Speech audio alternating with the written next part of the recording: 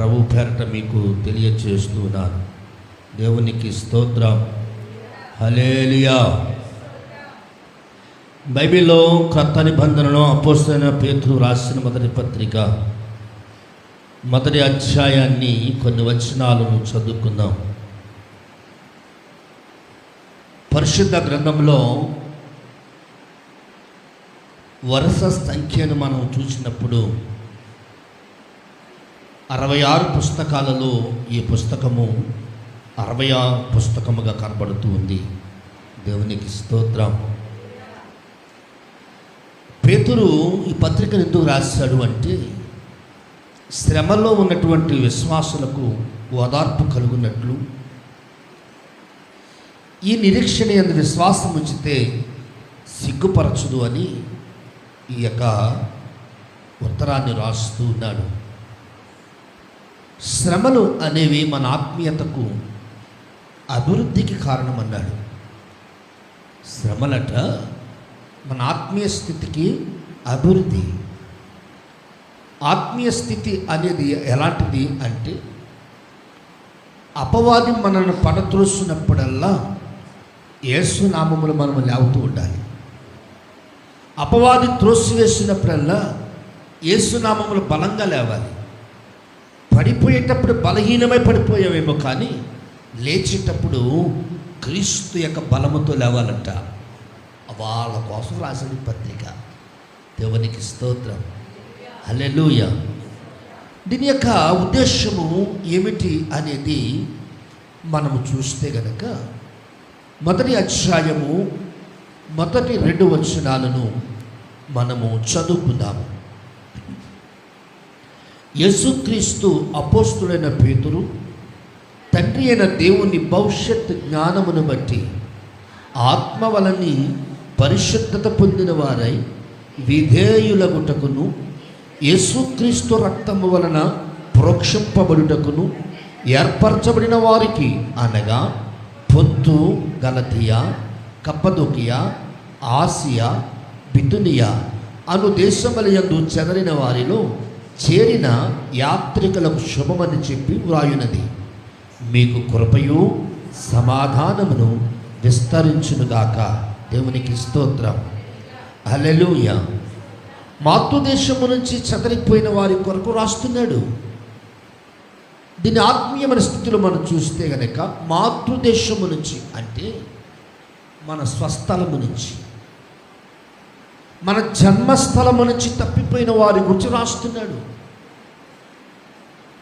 పేతురు ద్వారా అనేక మంది బలపడ్డారు. పేతురు ద్వారా ప్రభువుని ఒప్పుకున్నారు.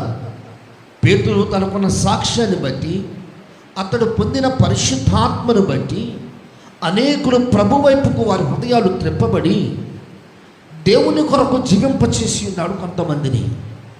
అలాంటి కొంతమందిని తల్లి సంఘముగా చేర్చాడు. ఆమేన్. హల్లెలూయా.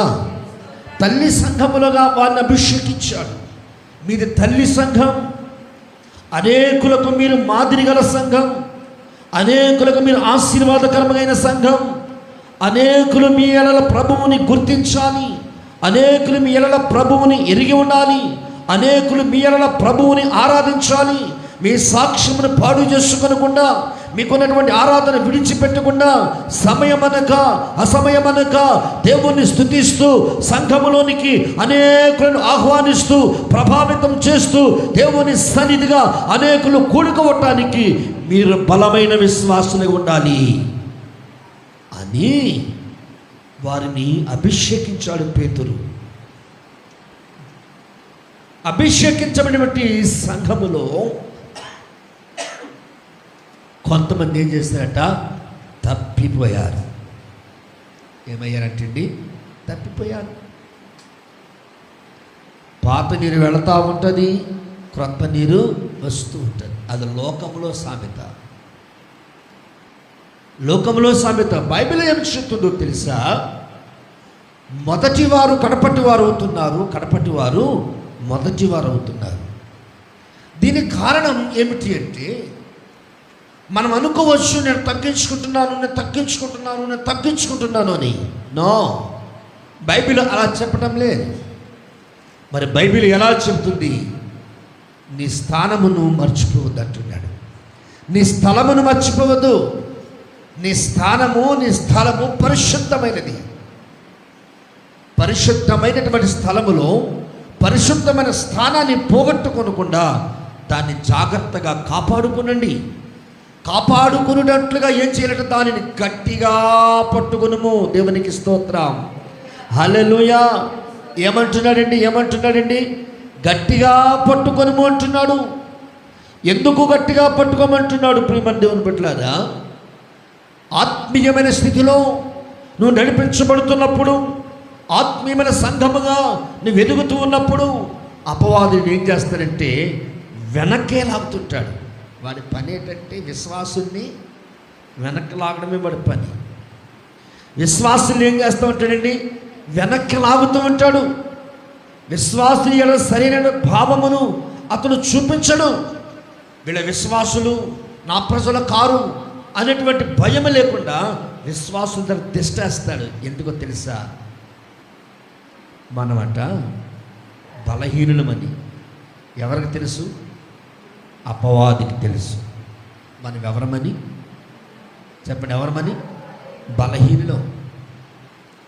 మాటకి బలహీనులమే, దెబ్బకి బలహీనులమే, ఏమండి చీకటికి బలహీనులమే, ఎండకి బలహీనులమే, చలికి బలహీనులమే, పాపములకు బలహీనులమే.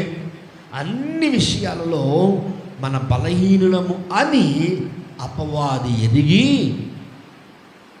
కట్టబడినటువంటి సంఘములో లేక కట్టబడినటువంటి ఇంటిలో, కట్టబడినటువంటి నీ తల్లి ఇంటిలో, కట్టబడిన తండ్రి ఇంటిలో నిన్ను ఉండనివ్వకుండా వాడు ఏం చేస్తాడంటే తండ్రి ఇంటి నుండి నీ వేరు చేస్తూ ఉంటాడు. హల్లెలూయా. తండ్రి ఇంటి నుంచి ఏం చేస్తాడండి? వేరు చేస్తూ ఉంటాడు. వాడి పని అది, వేరు చేయటానికి మనలను, మన బలహీనతలను సాకుగా వంకగా చూపిస్తూ ఉంటాడు. దేవునికి స్తోత్రం, హల్లెలూయా. కాబట్టి పిల్లరా, దేవుని మందిర ఆవరణంలో ఉన్న మన అందరము కూడా ఎలాగ ఉండాలి అనేది చూపిస్తూ ఉన్నాడు. దేవునికి స్తోత్రం. అప్పేరు కుమారుడు వెళ్ళిపోయాడు కదా, వెళ్ళిపోయాడు లేదా? ఏం ఆశించి వెళ్ళిపోయాడండి? ఏం ఆశించి వెళ్ళిపోయాడు? ధనమే సర్వం మనసు, సుఖమే స్వర్గం మనసు. తండ్రి ఇంటిని విడిచి వెళ్ళిపోయాడు. తండ్రి ఇంటిని ఎవడని విడిచిపెడతాడా? తండ్రి ప్రేమను పొందుకోగలవని వేరే దిక్కుకు వెళ్ళి తండ్రి ప్రేమను నువ్వు సంపాదించగలవా? ఒకవేళ బలవంతంగా సంపాదించినా, ఒకవేళ బలవంతంగా కావాలని నువ్వు కోరుకున్నా వేరే తండ్రి దగ్గర ప్రేమను సంపాదించలేవు. దేవుని స్తోత్రం. పగవాడు వేరే తండ్రి ఏం చేస్తాడంటే అనేకమైన ముద్దులు పెడతారంట మనకి. దేవునికి స్తోత్రం, హల్లెలూయా. అలాగా స్నేహితులను నమ్మి వెళ్ళిపోయాడు. దేవునికి స్తోత్రం. ధనమే సర్వం బనుచు, సుఖమే స్వర్గం బనుచు, తండ్రిని వీడితి. ధరణి భోగములెల్ల బ్రతుకు ధ్వంసము చేయ, దేహి నిన్ను చేరితి. ధనమే సర్వం బనుచు, సుఖమే స్వర్గం బనుచు, తండ్రిని వీడితి. ధరణి భోగములెల్ల బ్రతుకు ధ్వంసము చేయ, దేహి నిన్ను చేరితి. దేహి అని నీ వైపు చేతిలెత్తిన నాకు దారిని చూపుము. దేహి అని నీ వైపు చేతులెత్తిన నాకు దారిని చూపుము. మార్గము చూపుము ఇంటికి నా తండ్రి. మాధుర్య ప్రేమ ప్రపంచము చూపించు కంటికి. దేవునికి స్తోత్రం. ఏది శాశ్వతము, ఏది టెంపరరో విశ్వాసి తెలుసుకోలేకపోతున్నాడట. పేతురు చెప్తున్న సంగతులు అవే. భవిష్యత్తు జ్ఞానమును బట్టి ఆత్మ వలన పరిశుద్ధత పొందిన వారై విధేయులగుటకును యేసుక్రీస్తు రక్తము వలన ప్రోక్షింపబడుటకును ఏర్పరచబడిన వారికి దేవునికి స్తోత్రం. హల్లెలూయా. ఎలా అంశం ఏమిటంటే, చెదరయున్న క్రైస్తవులకు పేతురు యొక్క శుభాలు తెలియజేస్తున్నాడు. ఏం తెలియజేస్తున్నాడండి? శుభాలు తెలియజేస్తున్నాడు. ఎవరికి శుభాలు? ఎవరికి గ్రీటింగ్స్ చెప్తున్నాడండి? చెదరిపోయిన క్రైస్తవులకు. ఎవరికంటే అండి? చెదరిపోయిన క్రైస్తవులు. ఇక్కడ సంఘము ఏర్పడటానికి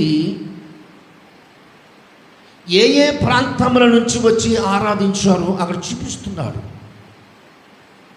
పొంతుగలతియా, కప్పదొకియా, ఆసియా, బేతునియా, ఈ ప్రాంతాల నుండి వచ్చినటువంటి వారందరూ కూడా ఎవరంటే చిన్న ఆసియాలోంచి వచ్చారట. వీళ్ళందరూ చిన్న ఆసియాలో ఉన్నటువంటి కొన్ని పట్టణాలు ఇవి, లేక కొన్ని ప్రాంతాలు.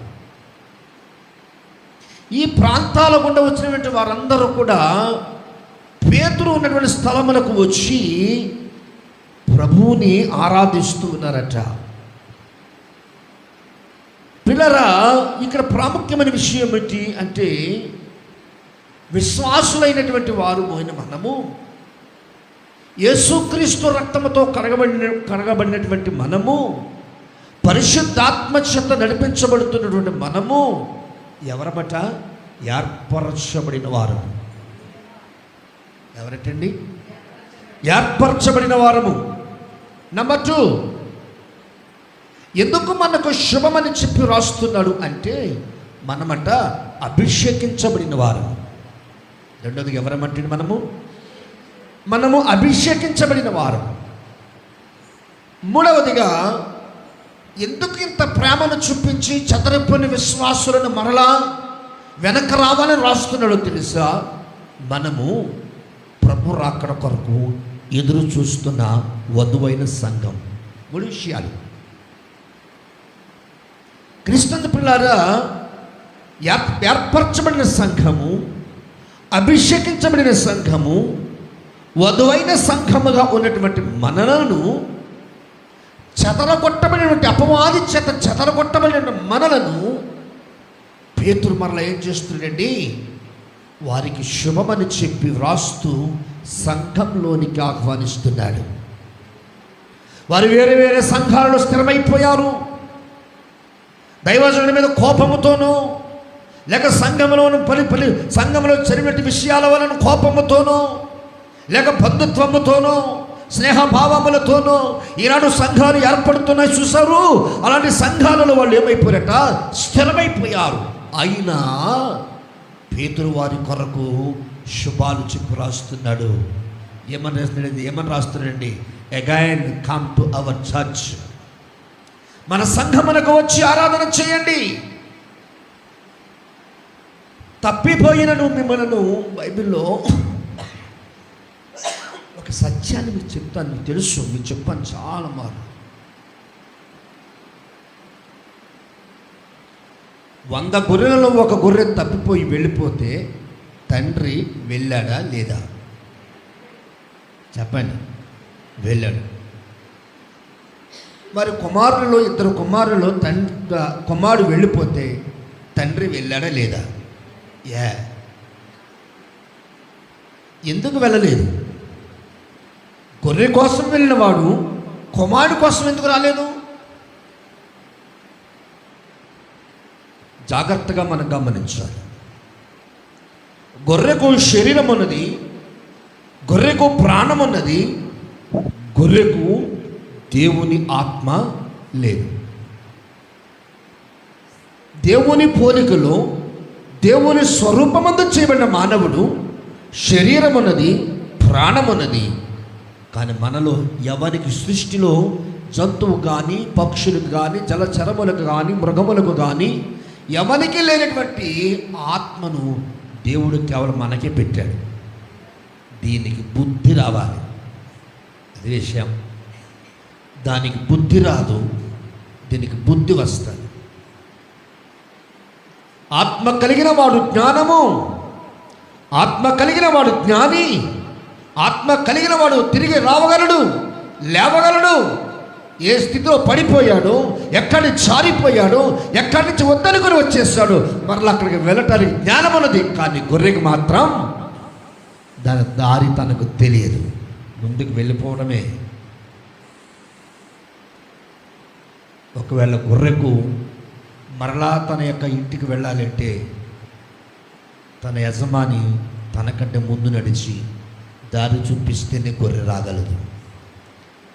కానీ వెళ్ళిపోయిన కుమారుడికి ఎవరూ చూపించిన అవసరం లేదు, ఎక్కడి నుంచి వచ్చాడో అది బాగా తెలుసు.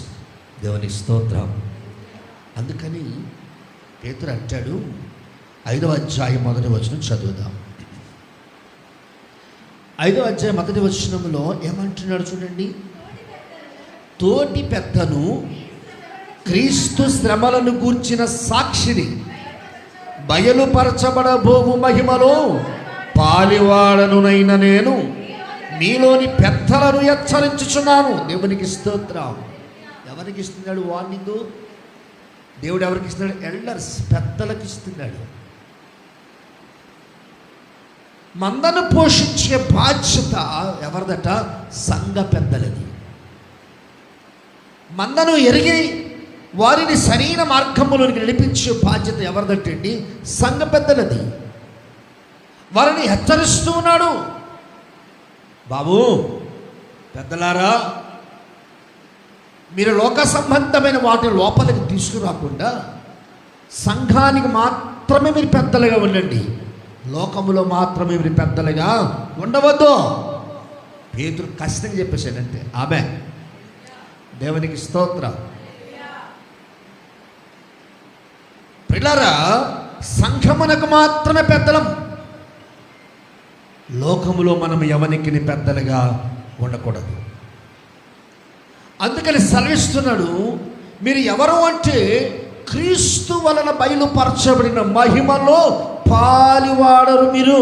ఆమె. క్రీస్తు బయలుపరిచిన మహిమలో పాలి భాగస్థులమైనటువంటి మనము ఏం చేయాలట? చెదరిపోయిన విశ్వాసులను మరలా సమకూర్చాలి. ఆమె. ఏం చేయాలటండి? చెదరిపోయిన విశ్వాసులను, కోపగించుకున్న విశ్వాసులను,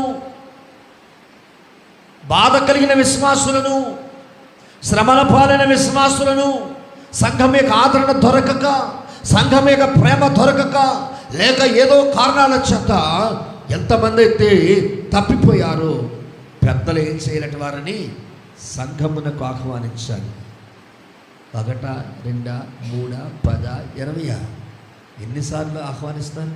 వాళ్ళు వచ్చే వరకు. దేవునికి స్తోత్రం. ఎప్పటి వరకు అంటండి? వచ్చే వరకు. అబ్బా, వచ్చే వరకు. ఎప్పటి వరకు అంటండి? వచ్చే వరకు. దేవదాస్ అయ్య గారు ఒక ఆయన వాక్యం పిలిచాడట అయ్యగారిని. అయ్యా, మా ప్రాంతానికి వచ్చి వాక్యం చెప్పండి అని అంటే ఆయన అన్నారట, నాయనా, నువ్వు డేట్ పెట్టుకున్నావు, మంచిది, నాకైతే తెలియదు. ప్రభువు నన్ను వెళ్ళమని నడిపిస్తే అప్పుడు వస్తాను. ఒకవేళ ఆయనకు ఏ సమాధానం చెప్పకపోతే నేను రాను అని చెప్పాడట. ఆ దైవజనుడు మరలా పదే అయ్యగారండి, మా మీటింగ్స్ రండి అని వారం అలాగ 2 నెలలు తిరిగి బ్రతిమాడాడట. దేవుని స్తోత్రం. అయ్యగారండి, లోపలికి రమ్మంటారా అని అడిగేవాడట పాస్టర్ గారు దేవదాస్ అయ్య గారి గదిలోకి. దేవదాస్ అయ్య గారికి మంచి మాట ఏంటంటే, ఎవరైనా నాయనా అని పిలిచి అలవాటైంది. నాయనా, నువ్వు వచ్చావా? రా. ప్రభువు సెలవు కవ్వలేదు నాయనా, ప్రభువు సెలవు అయితే ఖచ్చితంగా వస్తాను. ప్రభువు సెలవునట్లుగా నువ్వు ప్రార్థన చేయాలట. దేవుని స్తోత్రం, హల్లెలూయా. అయ్యగారిని మీతో పాటు చేస్తాను అన్నాడట. సరే నాయన అని అయ్యగారేమో ఆయన ప్రార్థనలోనికి, వచ్చిన పాస్టర్ గారు కూడా ప్రార్థనలోనికి వెళ్ళిపోయారట. ప్రార్థనలోకి వెళ్ళిపోయిన తర్వాత ఈ అయ్యగారిని పిలిచిన ఆయన ప్రార్థన చేస్తున్నాడు కదా, ప్రయాణం చేసి అలిసి వచ్చాడు కాబోలు ఆ ప్రార్థన ఏం చేశాడట, నిద్రపోయాడట. దేవుని స్తోత్రం. నిద్రపోతే తెల్లారిందని తెలలేదు. అయ్యగారు లేచి స్నానం చేసి బట్టలు వేసుకొని మీటింగ్కి వెళ్ళిపోయాడు. ఇది లేచేసరికి, పాస్టర్గా లేచేసరికి దేవదాస్ అయ్యగారు లేడు. ఒకసారి అకస్మాత్తుగా లైటింగ్ వచ్చింది కాబోలు అనుకుని పెట్టకోతలు కాకుల కోతలు అవి విని వెంటనే లేచి అయ్యగారిని అంటుంటే ఎక్కడుంటాడు అయ్యగారు అంటే ఏంటో తెలుసా, పిలిచినవాడు, జాగ్రత్తనండి, పిలిచినవాడు ఎలా ఉండదు తెలుసా, పిలిచినవాడు సిద్ధపాటు కలిగి ఉండాలి. ఎలా ఉండాలి? సిద్ధపాటు కలిగి ఉండాలి. పిలిచినవాడు ఎదురు చూస్తూ ఉండాలి. దేవుని పరిశుద్ధాత్మ కొరకు కనిపెడుతూ ఉండాలి. దేవదాస్ అయ్య గారు మన లక్ష్యం ఏంటంటే పరిశుద్ధాత్మ పొందాలంటే. విషయం ఏమిటంటే అసలు అక్కడి నుంచే కదా అసలు ఆయనకి లూథరన్ సంఘానికి పడని వ్యత్యాసం ఎక్కడొచ్చిందంటే, దేవదాస్ అయ్య గారు పరిశుద్ధాత్మ పొందిన భాషలు మాట్లాడుతుంటే, ఆ భాషలకు భావాలు చెబుతూ ఉంటే, దర్శనాలు చెబుతూ ఉంటే సంఘం ఏం చేసింది? ఆయన్ని లూథరన్ సంఘం వెలివేసింది. బాబు ఇక్కడ అలాంటి ఏం పని చేయవు, ప్రార్థన చేసుకో, దర్శనాలు ఏంటి, పరిశుద్ధాత్మ ఏంటి, భాషలు ఏమిటి, పరిశుద్ధాత్మ ఉందని నమ్ముచున్నాము కానీ నీ భాషల మీద నమ్మటం లేదు, నీ దర్శనం మీద నమ్మటం లేదు అని చెప్పి ఆయనను శాంతోరిలో నుంచి ఆయన ఏం చేశారండి, వెలివేశారు, త్రోసేశారు. అప్పుడు ప్రభువుని మరలా ఆ రాత్రి తెల్లవారి బయటికి రావడానికో ప్రభు చిత్తం కొరకు ఎదురు చూస్తున్నాడు. అప్పుడు ఆ రాత్రి ప్రార్థన చేస్తున్నాడట. అప్పుడు ప్రభు చెప్పాడట, నాయనా ఉన్న పాటున వచ్చి, స్తోత్రం. అప్పుడు రాశాడు, ఉన్న పాటున వచ్చు చున్నాను నీ పాద సన్నిధికో రక్షక. ఎక్కడ నిలబెడతావో, ఎక్కడ ఉండమంటావో, ఎక్కడ నా గుడారం వేస్తావో, ఇదిగో నువ్వు రమ్మన్నావు కనుక ఉన్న పాట వస్తున్నాను, నాకు ఆశ్రయము నీవే అని చెప్పి బయటకు వచ్చేసాడు. దేవుని స్తోత్రం, హల్లెలూయా, హల్లెలూయా. క్రీస్తులారా, ఈనాడు ప్రపంచమంతా విస్తరించింది. కారణం ఏంటి తెలుసా? పరిశుద్ధాత్మ అభిషేకం. ఈనాడు నీకు పరిశుద్ధాత్మ అభిషేకం ఉంటే నీ కుటుంబం రక్షించబడుతుంది. ఆమేన్. నీ కుటుంబం రాబో తరాలకు నీ కుటుంబం ఆదర్శముగా ఉండాలి. సంఘమునకు వచ్చిన నీవు ఎందుకు నీవు సంఘాల నుంచి వేరు చేయబడ్డావు, చెదరిపోయావు అంటే కేవలం పరిశుద్ధాత్మ లేక. ఏమి లేకండి? పరిశుద్ధాత్మ లేక. నువ్వు పరిశుద్ధాత్మను పొందుకుంటే ఈ రీతిగా ఉండవు. ప్రకటన 13వ అధ్యాయము 8వ వచనం.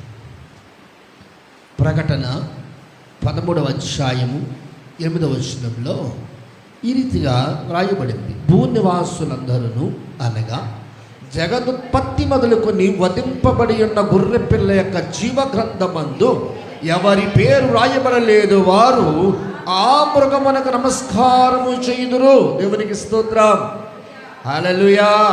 ఎవడైనను చెవి గలవాడు వినుగాక. ఆమేన్. ఇప్పుడు మనం వినాలి. ఏమి వినాలి? వధింపబడిన గొర్రె పిల్ల యొక్క జీవగంధమందు ఏముండాలంట? మన పేర్లు ఉండాలంట. మన పేర్లు ఓటర్ లిస్టులో ఉందో లేదో చూసుకుంటున్నాం. మన పేర్లు మరి ఆధార్ కార్డులో ఉందో లేదో చూసుకుంటున్నాం. మన పేర్లు అక్కడ ఇక్కడ ఉన్నాయో లేవో అని చూసుకుంటున్నాం. మన పేర్లు డాక్రాలు ఉన్నాయో లేవని చూసుకుంటున్నాం. వీటితో పాటు దేవుడు ప్రాముఖ్యమైన విషయాన్ని ఈరోజు సంఘం మనకు తెలియజేస్తున్నాడు. ఏంటో తెలుసా? నీ పేరు ఈ జీవగ్రంథమందు ఉందా లేదా? దేవునికి స్తోత్రం చెప్పండి. హల్లెలూయా. క్రీస్తు పిల్లారా, జీవగ్రంథం అని నీ పేరుందా లేదా? గొర్రె పిల్ల జీవగ్రంథం, అదే గ్రంథం అండి. ఏ గ్రంథం అండి అది? గ్రంథాలు చాలా ఉన్నాయి, కానీ గొర్రె పిల్ల జీవగ్రంథం ఒకే ఒకటి ఉంటుంది. అది నా తండ్రి చేత వ్రాయబడిన గ్రంథం. ఆ గ్రంథం విప్పినప్పుడు దేవదూతలు చదువుతారట. ఫలానా పాస్టర్ గారు, రమేష్ గారు రండి, ఇదిగో నేను చేసిన ప్రతి పాపాన్ని, నేను చేసిన ప్రతి న్యాయాన్ని, నాకున్నటువంటి కమిట్మెంట్ను, నాకున్నటువంటి సాక్ష్యాన్ని ఈ జీవగ్రంథంలో రాసి అప్పుడు చదివినిపిస్తారట. నా పరమ తండ్రి సింహాసనం మీద కూర్చొని న్యాయమైన తీర్పును తీర్చటానికి ఆయన జీవగ్రంథమందు ఉన్న పేర్లను చూస్తున్నాడట. ఎవరు బోన్లో నిలబడుతున్నారని. దేవునికి స్తోత్రం. వాక్యం వ్రాయబడింది. ఏమని తెలుసా? మేలు చేయని వారు జీవ పునరుత్థానమునకును, కీడు చేయువారు, చెప్పండి, తీర్పు పునరుత్థానమునకు వెళ్ళుదురు. మరలా మీకోసం చెప్తున్నాను. మేలు చేయువారు జీవ పునరుత్థానమునకును, కీడు చేయువారు తీర్పు పునరుత్థానానికి వెళ్ళిపోతారు. అంటే మనము మేలు చేస్తున్నామా, కీడు చేస్తున్నామా? ఒక పురుషుడికి కానీ ఒక స్త్రీకి కానీ మనం మేలు చేసేవారిగా ఉన్నామా, కీడు చేసేవారిగా ఉన్నామా? ఈ లోకంలో నీకు తీర్పు రాకపోవచ్చు, ఈ లోకంలో తీర్పుని గురించి వెరిగి ఉండకపోవచ్చు, కానీ ఒక్క దినం అనేది ఉంది. హల్లెలూయా. దేవునికి స్తోత్రం. ఒక్క దినం ఉంది. ఆ దినమందు నీవు నిలబడవలసిన స్థానం ఉంది. ప్రభు ఎదుట నువ్వు నిలబడినప్పుడు దేవదూతలు జీవగ్రంథాన్ని విప్పుతారు. ఎవరి పేరు ఆ జీవగ్రంథమందు ఉండదో వానిని అగ్ని ఆరదు, పురుగు చావదు అనేటువంటి స్థలములోని నెట్టివేయబడతారు. దేవునికి స్తోత్రం. హల్లెలూయా, హల్లెలూయా. అందుకని ప్రియమైన దేవుని బిడ్డలారా, పౌలు, క్షమించండి, పేతురు సంఘాన్ని బాధకు గురి చేయకుండా, వంచనకు గురి చేయకుండా సంఘాన్ని కాపాడటానికి పరిశుద్ధాత్మ ఆవేశము ద్వారా మరలా ప్రయత్నం చేస్తున్నాడు. ఎవరి కోసం? చెదరిపోయిన విశ్వాసుల కోసం. ఎవరి కోసం అంటండి? చెదరిపోయిన విశ్వాసుల కొరకు ఆహ్వానం పలుకుతున్నాడు. వేరే స్థలములకు వెళ్ళిపోయి వేరొక తండ్రిని చూసుకుని, పరాయి తండ్రిని చూసుకుని, కాని తండ్రిని చూసుకుని, నీ కొరకు, నీ కుటుంబం కొరకు ఏనాడు ఎరగని తండ్రి, నీ కొరకు, నీ కుటుంబం కొరకు ఏనాడు ప్రార్థన చేయని తండ్రి యొద్దకు వెళ్ళి నువ్వే నా తండ్రి అని అంటున్నావేమో. జాగ్రత్త. దేవుడు ఈరోజు నిన్ను, నన్ను పిలుస్తున్నాడు. పిల్లరా, ప్రభు నిన్ను పిలుస్తున్నాడు, నన్ను పిలుస్తున్నాడు. యేసుక్రీస్తు నిన్ను పిలచునుగా, రావేల ఓ యువక, రావేల ఓ యువతి. అందరిని పిలుస్తున్నాడు. ఏ తేడా లేదండి. దేవునికి స్తోత్రం. హల్లెలూయా. వింటున్నారా పిల్లరా? దేశములో చెదరిపోయిన వారిని యాత్రికులమని, ఎవరమనట? ఏమనట? యాత్రికులమని మనలను పేతురు గారు గుర్తు చేస్తున్నాడు. ఈ లోకంలో మనం ఎవరమాట? యాత్రికులము, పరదేశులమై ఉన్నాము. ఎవరమై ఉన్నామంటండి? యాత్రికులము, పరదేశులమై ఉన్నాము. ఈ గుడారము శిథిలమైపోయినప్పటికీ తండ్రి యొద్దనున్న ఆత్మీయ గుడారము శాశ్వతమైనదిగా ఉన్నది. ఆమేన్. హల్లెలూయా. ఈ గుడారము శిథిలిపోయినప్పటికీ, ఏ గుడారము? ఈ శరీరము ఒకనాటికి ఏమైపోతుందట? శిథిలమైపోతుంది. కానీ మనకు ఆత్మీయమైన గుడారం ఒకటి ఉన్నది.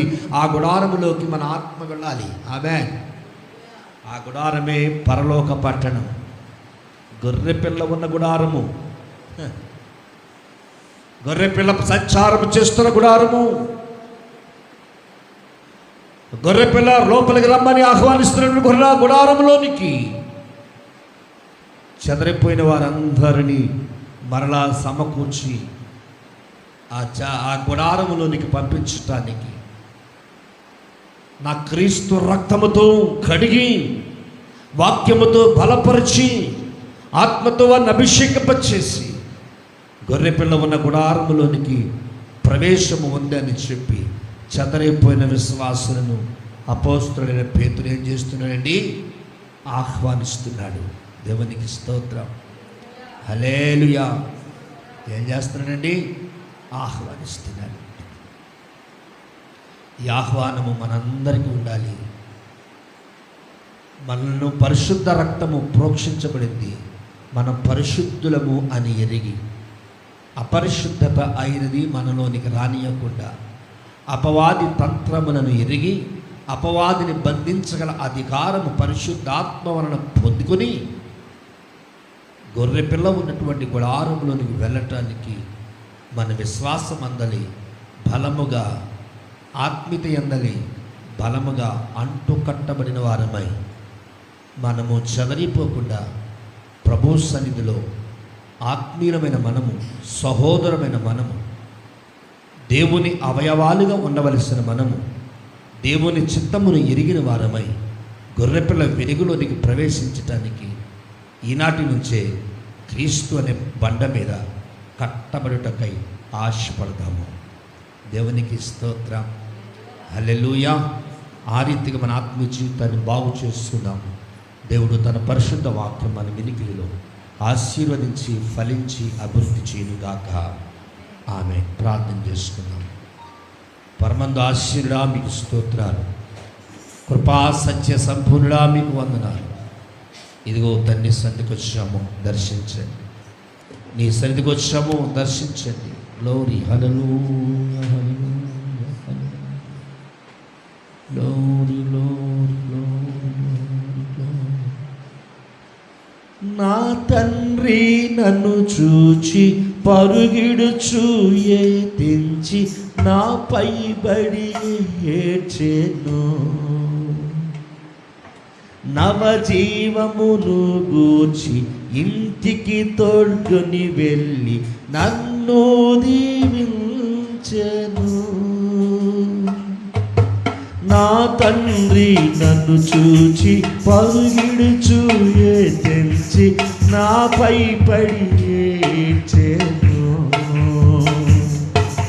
నవజీవమును గూర్చి ఇంటికి తోడ్కొని వెళ్ళి నన్ను దీవించెను.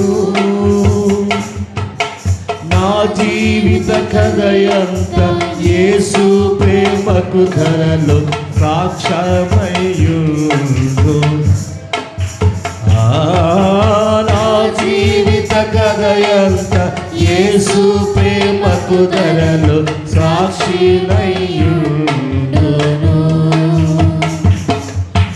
మార్గము చూపుము ఇంటికి, నా తండ్రి ఇంటికి.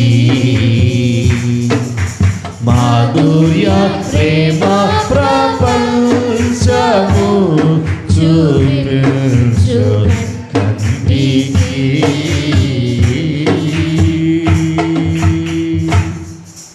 సకల ఆశీర్వాదములకు కారణభూతుడైన మా తండ్రి మీకు వందనాలు చెల్లిస్తున్నా. మాతో మాట్లాడి ఉన్నావు. చెదరిపోయిన విశ్వాసులను ఆహ్వానిస్తూ శుభాలు చెప్పి ప్రేమతో వారిని దేవుని బండపై నిలువబెట్టి దేవుని గుడారము శాశ్వతమైనది, గొర్రెపిల్ల గుడారములకు వెళ్ళటానికి అభిషేకము కొరకు నడిపిస్తూ ఉన్నావయ్యా. ఇది నేను విన్నాను, నీ ప్రజలు విన్నారు గనక తండ్రి, తల్లి సంఘం విడవకూడదు అని, తల్లి సంఘము క్రమశిక్షణ కలిగినది, తల్లి సంఘం హెచ్చరించింది, తల్లి సంఘం బుద్ధి చెప్పింది, తల్లి సంఘం కొన్ని పర్యాయాలు గాయపరిచింది. కేవలం ప్రేమతోనే ప్రభువా మీకు వందనాలు చెల్లిస్తున్నాను తండ్రి. ఆ రీతిగా మేమందరం క్రీస్తు కలవరిగిరిలో కార్చిన రక్తముతో కడగబడిన వారమై, శుద్ధి చేయబడిన వారమై, క్రీస్తు యేసు యొక్క అవయవాలుగా సాగిపోవటానికి ఏనాడు దేవుని అవయవుగా మేము నాయన లాగుకొని వెళ్ళిపోయే ప్రయత్నము చేయక ఒకసారి కట్టబడిన మేము ఒకసారి స్వభావము ఆశీర్వాదం, నీతో పెరుగులాడే స్వభావం దీవెన, నీతో పెరుగులాడే స్వభావం పరలోకమ సంబంధమైన ప్రేమ, ఇది మాకు దయచేయండి. ఈ ఆత్మలో ఎల్లప్పుడూ సిద్ధపరచండి, ఎల్లప్పుడూ సిద్ధపరచండి. ఈ సమయమే కాదు ప్రభువా, మేము పండుకున్నప్పుడు, మేము లేచినప్పుడు, మేము పని చేసుకుంటున్నప్పుడు, మేము ఏ స్థితిలో ఉన్నా నీ అభిషేకం మమ్మల్ని విడిపోకూడదు స్వామి. ఎల్లప్పుడూ మీ అభిషేకములు జీవింపచేసి నడిపించండి. ఆరోగ్యం, బలము, శక్తిని వండి ఏ విధమైన దురాత్మ సమూహములు సన్నిధికి రానీయకూడదు. ఏ విధమైన దురాత్మ సమూహము దేవుని మందిరములకు రానీయకూడదు. మనము దేవుని మందిరమై ఉండగా మనలోనికి దురాత్మ సమూహములను వస్తే ఇప్పుడే యేసు నామములో బంధిస్తున్నాను. యేసు నామములో లయమైపోవునుగాక. గొర్రెపిల్ల వెలుగులోనికి ప్రవేశించగల ధన్యతనిచ్చి నడిపించండి. అందుకు స్థిరమైన విశ్వాసమును శాశ్వతమైనదిని మాకు అనుగ్రహించి నైనా శరీర ఆత్మీయ రుగ్మతల నుంచి విడుదల పొందుకుని, బంధించబడిన వారు విడుదల పొందుకుని, రోగశయ్యపై నైనా అరుస్తూనైనా బాధను భరించలేకపోతున్న వారికి విడుదల కలుగజేసి నీ మందిరపు వెలుగులోకి ప్రకాశింపచేయుటకై నడిపించండి. మహిమ, ఘనత, ప్రభావాలు మీకే ఆరోపిస్తూ యేసు ప్రశస్త నామములో ప్రార్థించి వేడుకుంటున్నాను పరమ తండ్రి. తండ్రి అయిన దేవుని ప్రేమయు, కుమారుడైన క్రీస్తు యేసు కృపయు, పరిశుద్ధాత్ముని అనోన్య సహవాసము చేరువచ్చిన మనందరికీ ఇప్పుడు ఎల్లప్పుడూ సదాకాలము తోడైయుండును గాక. యేసు రక్తమే చేయి, ప్రభు యేసు రక్తమే చేయి, ప్రభు యేసు నామమునకు సంపూర్ణ విజయము కలుగును గాక. అపవాది క్రియలు అనంత నాశనమగును గాక. ఆమేన్, ఆమేన్, ఆమేన్. అందరికీ వందనాలండి. అందరికీ వందనాలు. Thank you all.